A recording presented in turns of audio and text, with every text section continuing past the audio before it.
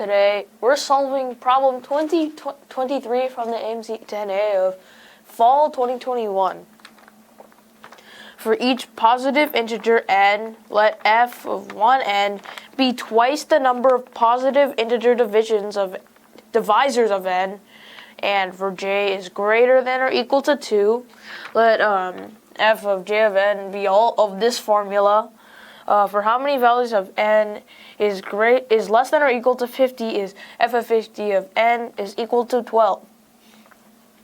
Well, in this problem we're talking about factors, but let's just get back to the first constraint.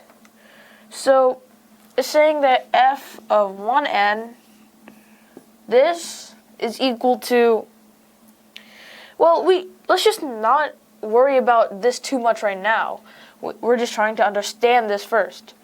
So basically what this gives us is, well, let's say n can be and they're positive integers, so they have to be positive integers when they divide. Now, let's say that n has x factors. Now, from the problem statement, this means that this is 2 times x factors. Okay, so we can sort of break it down. We want when f of 50 of n is 12. Well, first let's find how much factors 12 has. 12, this is equal to 2 squared times 3 to the first power. Now we use this formula here. So from this we get that is 2 plus 1 times 1 plus 1, 6 factors. Okay, well, we have 6 factors, about 12. Now we can really start, just plugging values in to see what happens. Let's start with this 12. Now, with this f1 of n, let n be 12.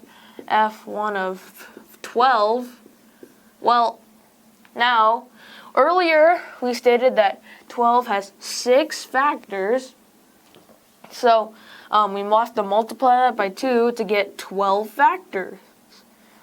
Okay, well, now here's where this equation comes into play. When f of 2 of 12, this is f of 1 times f j minus 1.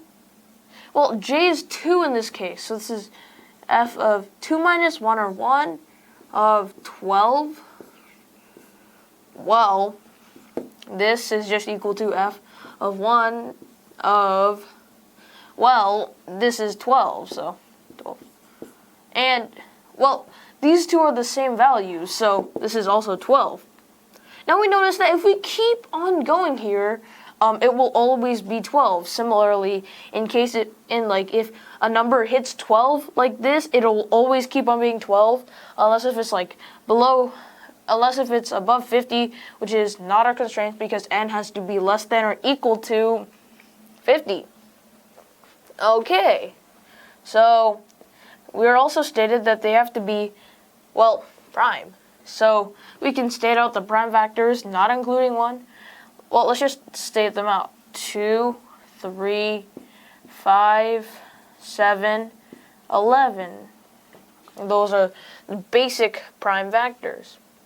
Now, we want 6 factors, and there's 2 ways we can use this by using this equation from the powers in prime factorization.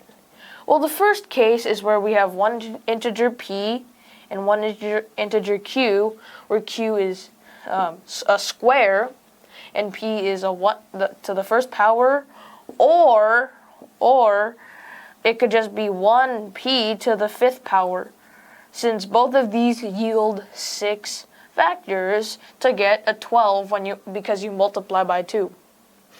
Now we can actually start plugging in values for here.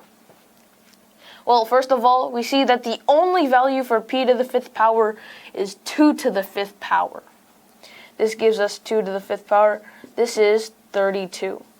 That is one case, or in case just one success.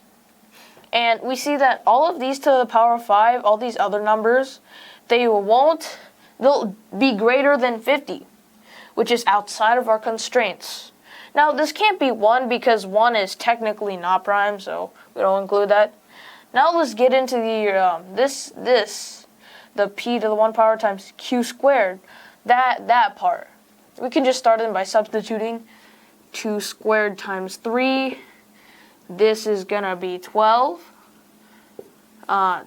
2 times 3 squared. This is 18. And then 2 squared times 5. This is 20. And then 2 times 5 squared. This is 50. We can keep going. We can write down the next number, 2 squared times 7. This is 28. Our next number is going to be 2 squared times 11, which is 44. Now there's one more number, not 2. This is going to be 3 squared times 5, which is 45.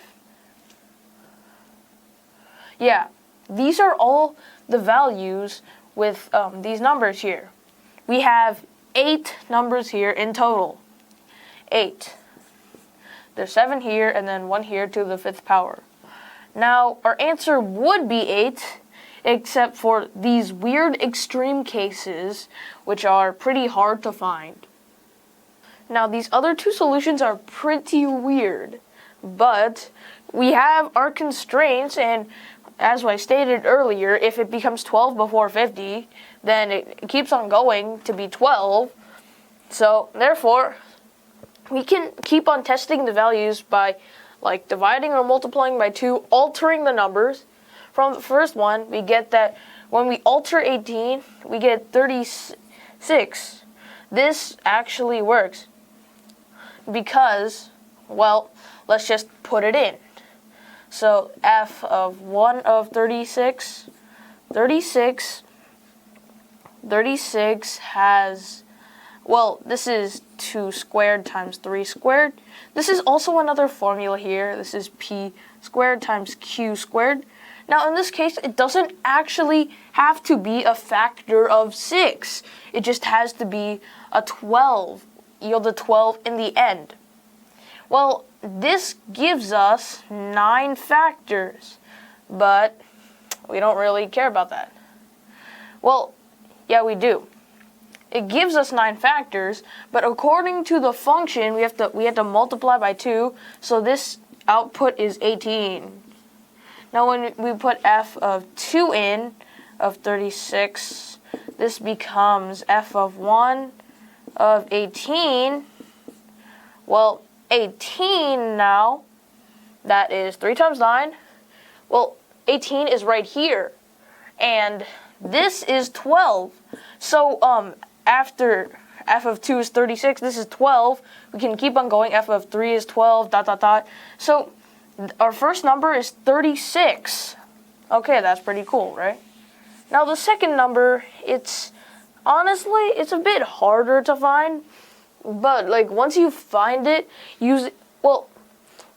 Well, first of all, this term, p squared times q squared, 36 is referring to that. This has 9 factors. Let's see how high the factors can go. When it's 10 factors, let's just do p to the 4th power times q to the 1st power. Is that achievable?